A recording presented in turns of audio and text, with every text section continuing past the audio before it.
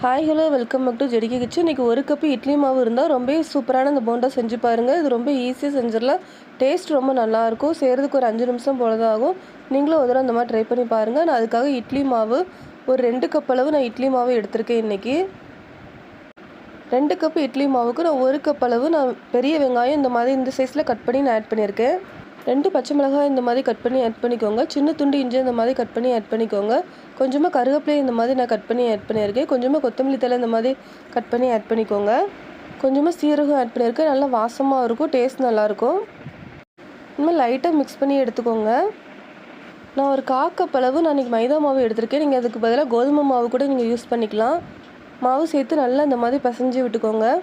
மாவு உங்களுக்கு ரொம்ப தண்ணியாக இருக்கிற மாதிரி இருந்தால் நீங்கள் 1 ஸ்பூன் ரவை கூட சேர்த்துக்கலாம். தண்ணி கொஞ்சம் நல்லா உறிஞ்சிரும். நான் இட்லி மாவுக்கு ஏற்கனவே உப்பு சேர்த்துறதுனால நான் கொஞ்சமாக உப்பு ஆட் பண்ணிக்கிறேன். கொஞ்சமாக லைட்டாக சோடாப்பு ஆட் பண்ணிக்கோங்க.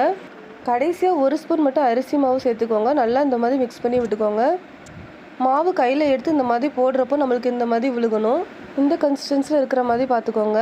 ஒரு பேனில் எண்ணெயை நல்லா சூடு பண்ணிக்கோங்க. எண்ணெய் நல்லா சூடானதுக்கப்புறமா கொஞ்சம் கொஞ்சமாக மாவு எடுத்து இந்த மாதிரி கையில் எடுத்து போட்டுக்கோங்க. வெங்காயம் கொஞ்சம் ஜாஸ்தி ஆட் பண்ணி பண்ணோம்னா டேஸ்ட்டு ரொம்பவே நல்லாயிருக்கும். ஒரு பக்கம் வந்ததுக்கப்புறமா திருப்பி போட்டு இன்னொரு பக்கமும் நல்லா வேக வச்சுக்கோங்க. 2 பக்கமே நல்லா பொரிஞ்சு கோல்டன் ப்ரௌன் கலர் ஆனதுக்கப்புறமா நம்ம அதை பிளேட்டுக்கு மாற்றிக்கலாம். இதே மாதிரியே எல்லா மாவையும் இந்த மாதிரி சுட்டு எடுத்துக்கோங்க. இது கூட நீங்கள் விருப்பப்படுற எந்த சட்னினாலும் வச்சு சாப்பிட்லாம். நான் இதுக்காக இன்றைக்கி தேங்காய் சட்னி பண்ணியிருக்கேன். டீ கூட வச்சு சாப்பிட்றப்போ அவ்வளோ டேஸ்ட்டாக இருக்கும். நீங்களும் ஒரு தடவை ட்ரை பண்ணி பார்த்துட்டு உங்களுடைய ஃபீட்பேக்கை ஷேர் பண்ணுங்கள். தேங்க்யூ.